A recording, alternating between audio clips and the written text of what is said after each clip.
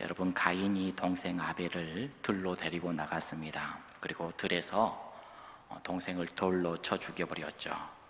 우리는 이미 가인이 했던 이 행동을 통해서 몇 가지의 교훈을 함께 나누었잖아요. 먼저 가인은 자기 자신을 돌아보지 않았어요.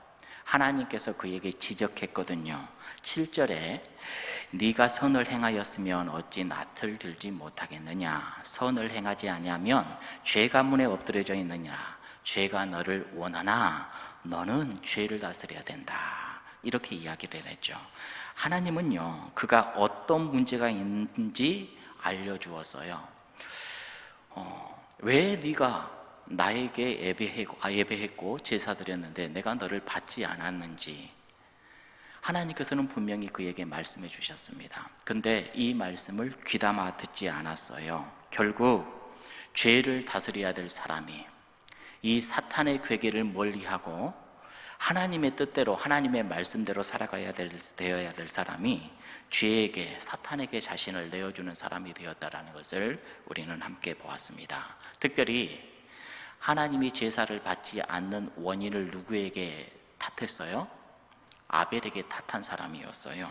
그래서 들에 나가면 아무도 보지 못할 거다, 들에 나가면 하나님도 모를 거다라고 생각을 하고 거기에서 돌로 동생을 쳐 죽여버렸습니다. 그런데 우리 하나님께서는 모든 걸 다 보고 계시고 알고 계시지요. 그러면 이 가인에 대해서 우리 하나님께서는 어떻게 하셨는가? 다시금 하나님께서는 그 가인에게 다가갔다라고 우리는 함께 나누었지요. 가인에게 다가가서 이렇게 가인에게 물었습니다. 9절의 말씀 함께 읽어봅니다. 시작. 여호와께서 가인에게 이르시되 내 아우 아벨이 어디 있느냐? 그가 이르되 내가 알지 못하나이다. 내가 내 아우를 지키는 자니까. 여러분, 이 모습을 보면서 우리는 지난주에 과거의 아담의 모습을 함께 떠올리면서 우리가 말씀을 나누셨습니다. 선악과를 따먹고 나서 아담이 어떻게 했어요? 하나님이 거니시자 나무 뒤로 숨어버렸단 말이죠. 나무 뒤로 숨었을 때 하나님께서 아담을 부르셨습니다. 아담아, 내가 어디 있느냐? 이렇게 불렀잖아요. 그런데 가인도 봐보세요. 가인이 죄 짓고 나서 하나님께서 이 가인에게 물어요. 네 아우 아벨이 어디 있느냐? 이렇게 물어요. 굉장히 아담과 닮아있는 그러한 하나님의 모습인 것 같지요. 자, 그런데 가인이 뭐라고 해요? 그가 이르되 내가 알지 못하나이다. 내가 내 아우를 지키는 자입니까? 이렇게 대놓고 뭐 하는 겁니까? 거짓말을 해요. 이전에 아담은 어디로 숨었어요? 나무 뒤로 숨었어요. 그런데 지금 가인은 어디로 숨고 있어요? 거짓말 속으로 숨고 있어요. 둘 다 숨는 겁니다. 숨어버렸어요. 하나님이 모르는 줄 알아요. 그렇게 숨어버리면, 그렇게 감추어버리면 하나님이 모르는 줄 안단 말이시죠. 이어서 우리 하나님께서는 그렇게 또 말씀합니다. 10절의 말씀, 이르시되 네가 무엇을 하였느냐? 이렇게 물으셔요. 과거에 아담에게도 하나님께서 물으셨죠. 네가 먹었느냐? 아담에게도 그렇게 물으셨잖아요. 가인에게도 네가 무엇을 하였느냐? 이렇게 물으세요. 그러면 지금 이 물음은 무슨 말이죠?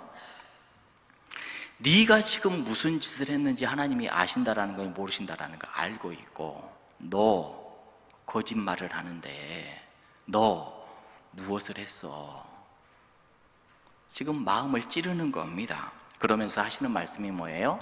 네 아우의 핏소리가 땅에서부터 내게 호소하느니라 그래요. 호소한다라는 말은 어떤 의미라고 그랬죠? 호소라는 것은 계속해서 이 히브리형 분사형으로 써져 있어요. 이것은 현재 진행이라고 하는 거예요. 계속해서 이 핏소리가 나에게 지금 호소를 하고 있어. 네 동생 아우의 핏소리가 지금 나에게 계속해서 호소를 하고 있다. 여러분, 피는 뭐라고 그랬어요? 생명이에요. 네 아우의 생명의 그 소리가 현재 진행형으로 나한테 호소를 하고 있다. 네가 지금 무엇을 했느냐, 어떤 짓을 했느냐, 이렇게 묻고 있는 거예요. 그러면서 11절에 그렇게 말씀을 합니다. 11절 시작. 땅이 그 입을 벌려 내 손으로부터 내 아우의 피를 받았은즉 내가 땅에서 저주를 받으리라. 땅이 그 입을 벌려 내 손에서부터 내 아우의 피를 받았은즉, 가인이 아벨을 쳐서 죽였는데 죽였을 때 피가 어떻게 됐을까요? 흘러서 땅을 오염시켰어요. 땅을 저주해 버린 겁니다. 인간이, 가인이 그 아우의 피를 가지고 땅이 저주게 되는 그런 역사가 일어나 버렸어요. 그래서 하나님께서 네가 땅에서 저주를 받게 될 거다. 그러니까 하나님께서 가인에게 저주를 주시는 것이 아니라 누가 가인에게? 땅이 가인에게, 땅을 가인이 먼저 뭐 한 거예요? 피로 저주시켜 버렸고, 이 땅은 그것으로 인해서 다시금 가인에게 어렵게 하고 힘들게 하고 아프게 할 거다.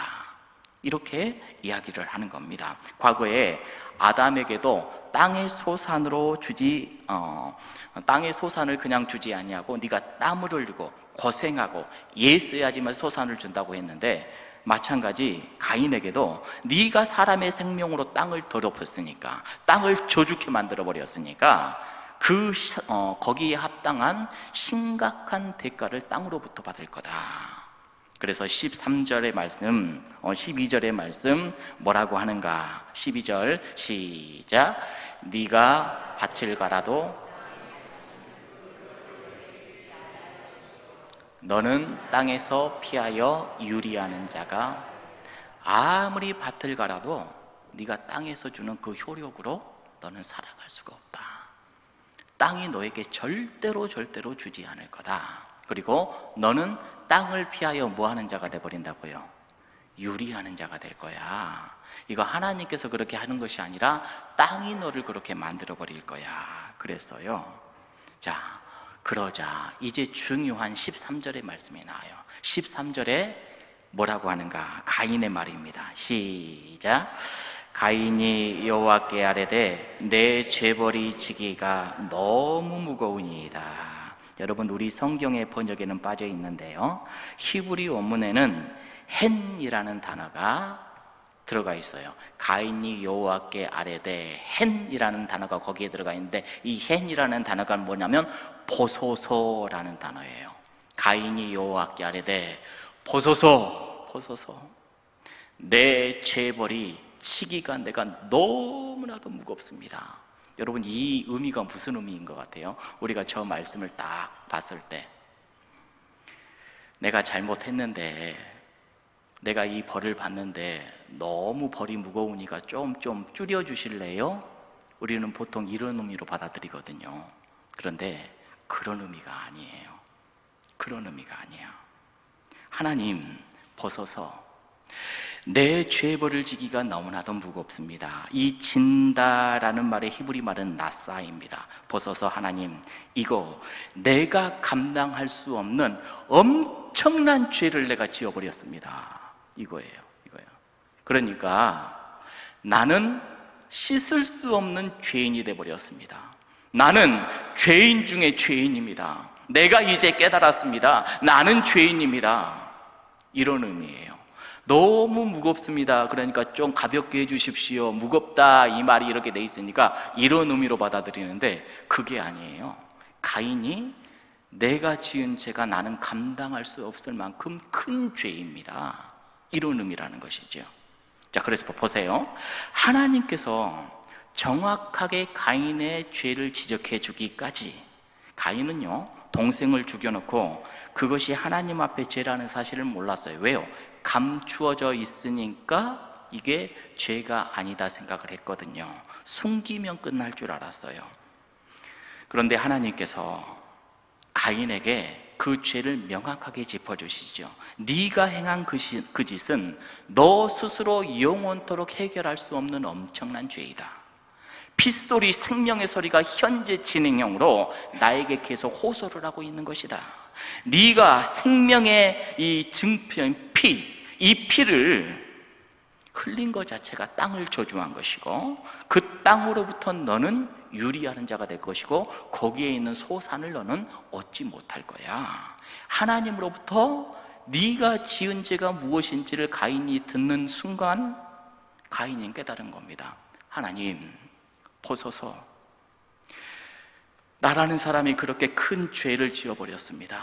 큰 죄를 지어버렸습니다. 이거예요. 근데 우리는 이것을 보면서 내 죄가 크기 때문에 내 죄 좀 경감시켜주면 좋겠습니다 라는 의미로 이것을 해석해서 봐버린단 말이죠. 그런데 히브리 원문의 성경을 보면은 그런 의미가 절대로 아니에요. 가인은요, 자기의 죄를 지금 터뜨리는 겁니다. 하나님 앞에. 하나님, 제가 이렇게 큰 죄를 지었습니다. 큰 죄를 지었습니다. 그랬더니 14절 가인이 또 이어서 이렇게 이야기를 해요. 우리 읽어볼까요? 시작. 주께서 오늘 이 지면에서 나를 쫓아내시온즉 내가 주의 낯을 배웁지 못하리니 내가 땅에서 피하며 유리하는 자가 될지라 무릇 나를 만나는 자마다 나를 죽이겠나이다. 이게 무슨 말일까요? 여러분, 하나님께서 나를 유리하는 자가 되게 하셔서 내가 이제 유리하면서 살아갈 텐데 나를 만나는 자마다 어떻게 해버린다고요? 나를 죽이겠습니다. 이 말은 뭘까요?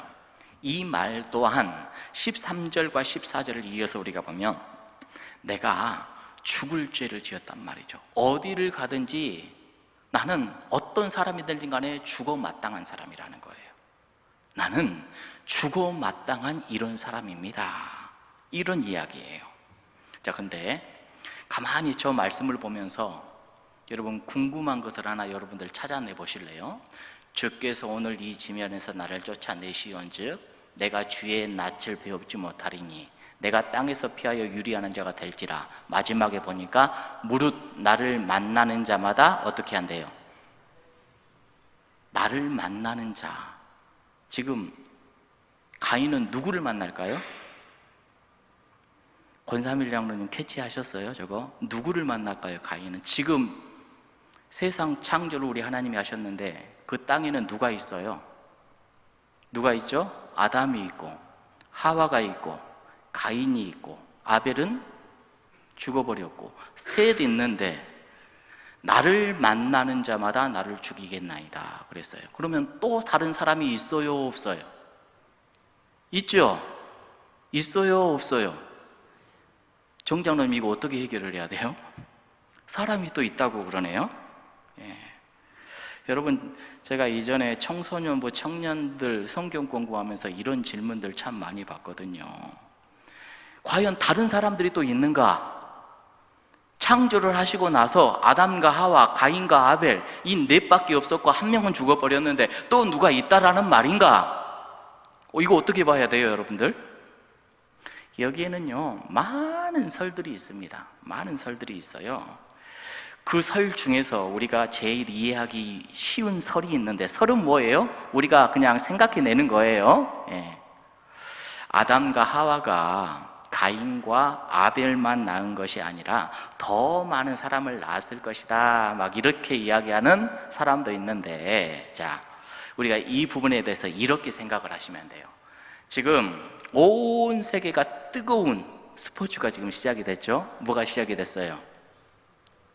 잘 아시네요. 월드컵. 예, 월드컵이 시작이 됐거든요. 월드컵 하면 축구를 하잖아요. 축구 월드컵을 이렇게 하는데, 여러분, 넓은 월드컵 경기장에서 축구 경기를 할 때 이 축구 경기를 모든 사람들이 다 봐야 되잖아요.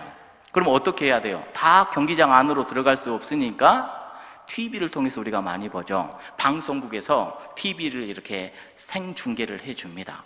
생중계를 해주는데, 자, 예를 들어서 MBC가 이걸 찍어요. 찍으면은 카메라가 찍겠죠. 자, 경기하는 걸 찍는데 경기하는 것 중에서도 무엇을 중심으로 해서 찍을까요? 무엇을 중심으로 해서 찍어요? 공이 어디 있는가? 그렇죠? 공이 골키퍼에 있으면은 카메라는 어디를 찍어요? 골키퍼 거기 있는 데를 찍습니다. 공격수가 공을 몰고 가면은 어디를 찍어요? 공격수를 향해서 찍어요. 그런데 생중계를 하는데 관객만 찍고 있다고 생각을 하면은 월드컵의 내용을 알아요, 몰라요? 모르죠. 여러분, 이 초점에서 우리가 생각을 해보아야 돼요. 자, 만약에 아까도 이야기했다시피 카메라가 축구공 안 따라가 다니고 다른 데를 이렇게 막 비추고 있다라면 그것은 중계방송이 될 수가 없는 거예요. 마찬가지로요, 성경은 인간의 죄, 그리고 그 인간을 구원하시는 하나님의 은혜, 여기에 대해서 카메라를 집중해서 보고 있는 거예요. 여기에 대해서. 그런데 다른 데를 자꾸 우리는 궁금해해. 다른 데를. 하나님께서는 우리들의 죄가 얼마나 깊은 것이고 우리들을 어떻게 구원해 주셨는지를 우리들에게 가르쳐 주시기 위해서 여기에 초점을 맞춰서 우리에게 말씀을 주고 계시는데 그 말씀에 집중 안 하고 엉뚱한 곳을 바라보고 있어. 그럼 어떻게 되는 거예요? 하나님이 주시는 메시지는 싹 다 놓쳐버리고 엉뚱한 곳에 관심을 갖다가 주님이 주시는 메시지를 알 수가 없는 그런 지경에 이르러버리는 것이죠. 자, 따라서 지금 가인과 아벨 위에 많은 설들을 보면요, 아담과 하와가 더 많은 자녀를 낳았을 수도 있겠다라는 설도 이야기하는 사람들도 있고, 또 하나님께서는 아담과 하와 이외에 더 다른 사람도 만들었다, 이렇게 말하는 설도 있어요. 근데 막 이렇게 이야기를 하면 굉장히 복잡해져 버리잖아요. 그러니까 우리는 거기에 초점을 맞추지 마요. 그런데 초점을 맞추지 말고 성경이 우리들에게 주는 데만 초점을 맞춰서 우리가 이 말씀을 보면 돼요. 자, 여러분, 연옥설이다, 낙원설이다, 천국설이다, 막 이것이 맞네, 저것이 맞네, 거기에 초점을 맞추지 마요. 어디에 초점을 맞춰야 되는 거예요? 우리가 바라봐야 될 그곳만 초점을 맞추면 돼요. 자, 그래서 아무튼 성경에 말해주지 않는 것을 우리가 알아요, 몰라요? 몰라요. 거기에 초점 맞추면 절대 안 하고 몰라요. 저도 몰라요. 도대체 가인이 어디를 유리하면서 어떤 사람에게 해를 당할지 나는 몰라요. 그 사람이 있는지 없는지 나는 몰라요, 저도. 아무튼 가인은 내가 사람들에게 맞아 죽을 죄를 지었습니다 라고 이렇게 하나님께 고백을 하는 겁니다. 내가 이런 죄인입니다. 내가 이런 죄를 지었습니다. 나는 이거 그냥 넘어가면 될 줄 알았는데 이게 이렇게 큰 죄인 줄 몰랐고 이렇게 어마어마한 죄를 제가 지었습니다. 나는 마땅히 유리하는 자로 살아가야 되고 나는 마땅히 유리할 때에 많은 사람들이 나를 죽인다고 하면 나는 죽어야 되는 존재입니다. 지금 이런 말이거든요. 이렇게 자기 죄가 무엇인지도 모르는 상황에서 하나님께 지적을 받았을 때 이전에 아담도 회개해서 하나님께서 그를 다시 세우셨듯이 가인 역시도 지금 회개하는 거예요. 그런데 우리 개역 성경만을 보면은 이런 부분들을 우리가 발견할 수가 없단 말이죠. 그랬더니 하나님께서 즉시 가인에게, 회개한 가인에게 이런 답을 주셔요. 15절의 말씀 봅니다. 시작. 그렇지 아니하다. 가인을 죽인 자는 벌을 7배나 받으리라 하시고 가인에게 표를 주사 죽임을 면하게 보세요. 가인이 회개를 했어요. 가인이 내가 죽을 놈입니다, 내가 이런 죄를 지었습니다 했을 때 하나님께서 뭐라고 그래요? 너 내가 죽지 아니하게 할 거야. 너 죽을 죄 지은 건 맞지만 너 그렇지 아니하다. 너를 죽이는 자의 벌을 7배나 받게 할 거야. 절대 그럴 일이 없겠지만 그럴 일이 없겠다라고 지금 하나님께서는 가인에게 말씀해 주시는 거예요. 내적인 확답을 주시는 겁니다. 그러면서 뭐 더 줬어요? 가인에게 표를 줬다. 내적인 확신, 말로 했을 뿐만이 아니라 직접 외적으로 표도 주시면서 모든 사람으로부터 죽임을 면하게 하셨다. 이렇게 우리 하나님께서는 말씀해 주시는 거예요. 여러분, 가인이 자기 죄도 알지 못했는데 하나님의 말씀 속에서 자기들을 깨달은 거지요. 자기가 무엇을 잘못했는지 이제 하나님 앞에서 회개했을 때 하나님께서 죽을 수밖에 없는 그 가인의 생명을 지금 어떻게 하신 거예요? 보장시켜 주시는 거잖아요. 이게 바로 우리 하나님의 사랑입니다. 그 어떤 죄인도 다시금 세우시는 하나님. 여러분, 오늘 이 말씀을 통해서 우리는 뭘 배워야 돼요? 말씀을 다시 한번 정리를 해볼게요. 가인은 어떤 사람이었어요? 자기중심적인 사람이었어요. 그래서 하나님께서 그의 제사를 받았다고요? 안 받았다고요? 안 받았다고요. 하나님께서 제사를 받지 않았다고 해서 가인이 어떻게 했어요? 얼굴이 안색이 변해버리고 분하게 여기고 정말로 피조물인 인간이 하나님 앞에서 보이지 않아야 될 그런 모습을 보여버렸단 말이죠. 그러니까 가인의 됨됨이가 평소에 그랬어요.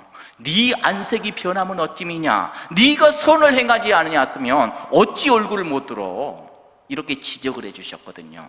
그랬으면 일찍 그가 깨달았으면 얼마나 좋았을까요? 그런데 그 말씀을 귀담아 들었어요? 안 들었어요? 귀담아 듣지 않고 결국 사탄의 꾀임에 자기의 그 분노를 못 이겨서 사탄을 불러들여 버렸고 아벨을 쳐 죽여버렸습니다. 그러면 그것으로 끝났는가? 우리 하나님께서는 다시 한번 그를 찾아가 주셔요. 다시 한번 그를 찾아가 주셔서 또 불렀어요. 네가 뭘 하였느냐? 네가 지금 무엇 하였느냐? 너 해서는 안 될 일을 저질렀구나. 네 아우의 핏소리가 지금 내게 계속해서 호소하고 있다. 그랬더니 그제서야 가인이 회개를 하잖아요. 너 앞으로 아무리 열심히 살아도 네가 땅에 피를 흘려버렸기 때문에 땅이 너에게 소산 주지 않을 거고 유리하는 사람 될 거고 어디를 가든지 너는 힘든 삶을 살 거야. 이 말에 내 죄가 이렇게 큰지 몰랐습니다. 내가 죄인입니다. 나는 죽을 수밖에 없습니다. 이렇게 우리 하나님께 엎드렸을 때 우리 하나님께서는 어떻게 하셨다고요? 다시금 그를 일으켜 세우시고 그를 보호하시고 새로운 삶으로 이끌어내는 우리 하나님의 은혜와 사랑을 또 우리는 가인을 통해서도 확인해 볼 수 있는 거지요. 여러분, 우리가 하나님의 사람으로 늘 살아간다고는 하는데 오늘 우리 박 권사님 기도했던 것처럼 늘 넘어지는 우리들입니다. 늘 연약하고 부족한 저희들이에요. 죄가 참 많습니다. 그런데 예전에 아담을 통해서도 우리가 함께 말씀을 나누면서 우리가 죄 지었을 때 하나님께서 아담아 네가 어디에 있느냐 이렇게 부르시는 것 같이 오늘 가인도 마찬가지예요. 가인아 너 지금 무엇을 하였느냐? 네가 지금 해서는 안 될 일을 하였구나. 우리 하나님께서는요, 우리가 죄를 짓고 우리가 잘못된 길로 섰을 때 어떤 방법으로든 우리를 지적하시고 우리를 부르시고 우리를 터치하시는 줄로 믿습니다. 거기에 민감한 사람이 되기를 간절히 원합니다. 그걸 눌러버리고 살아가는 사람은 정말로 헤어나올 수가 없는 겁니다. 가인은 처음에는 눌러버렸어요. 그런데 우리 하나님께서 가인을 포기하지 않고 다시금 터치하셨을 때 가인이 깨닫고 회개하고 우리 하나님께서 그의 생명을 보장시켜주고 이끌어주셨다는 것을 우리는 말씀을 통해서 또 깨달을 수가 있는 거네요. 여러분, 하나님을 피할 곳이 있어요, 없어요? 절대로 없다. 우리는 절대로 하나님을 피할 수가 없다. 하나님의 음성이 들려지게 하여 주옵소서. 하나님의 말씀이 내 안에 살아 역사할 수 있도록 주여 도와주옵소서. 주의 말씀은 진리이고 생명이오니 나를 터치하시고 새롭게 해주옵소서. 늘 그렇게 기도하며 살아가는 그런 진리의 사람 되기를 주님의 이름으로 축복합니다.